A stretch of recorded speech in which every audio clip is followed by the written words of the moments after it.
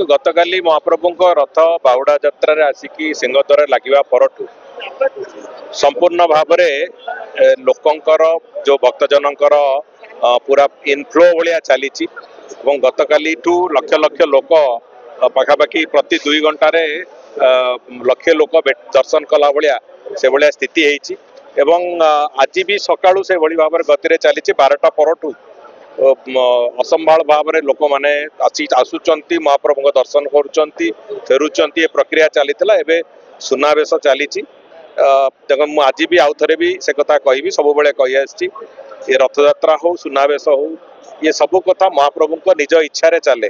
तांकर आशीर्वाद रे तांकर इच्छा रे रथयात्रा चले तांकर इच्छा रे भक्त मैंने आसिक दर्शन करती ये कथा चले तेणुक ये संपूर्ण भाव में महाप्रभु इच्छा रे चली आमे जदिओ सरकार तरफ जहाँ जहाँ दायित्व नहीं कि सब प्रकार आम साध्य मते श्रृंखला ठू आरंभ करिकी ट्रैफिक मैनेजमेंट ठू आरंभ करिकी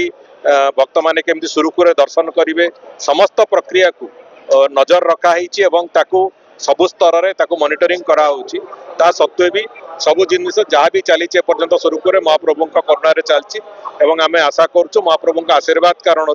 ये सुंदर भाव में लक्ष लक्ष भक्त पाखापाखि 15-16 लक्ष रु ऊर्ध्व भक्त आज आसिक दर्शन करला भाया स्थिति होची आकलन करा जाउची रास्ता पूरा पूरी भाव में जाम अच्छी पुरी भुवनेश्वर रास्ता धीरे धीरे गाड़ी चलवा भी असुविधा हो गला तथापि भी भक्त मैंने आसुंच आग्रह सहित महाप्रभु दर्शन केमती करके जिबे आशीर्वाद पाइबे आम से पूरा चेष्टा करुँ आम आशा करुँ जे समस्ते आज दिन भितर जमी आसबे महाप्रभुंर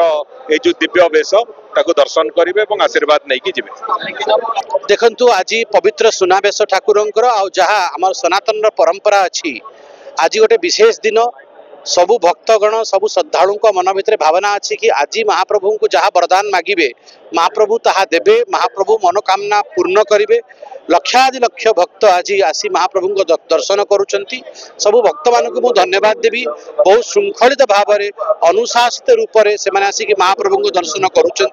प्रशासन को मु धन्यवाद देवी से सब सुचारू व्यवस्था करिसेंती महाप्रभु श्रीचरण में मु कामना करी कि से समस्त को सुखरे रखंतु ओडिशार मंगल हो भारतर मंगल हो विश्व शांति हो एवं नीलाद्री विजय जाए महाप्रभु सब कथा सुरखुर कर दियंतु।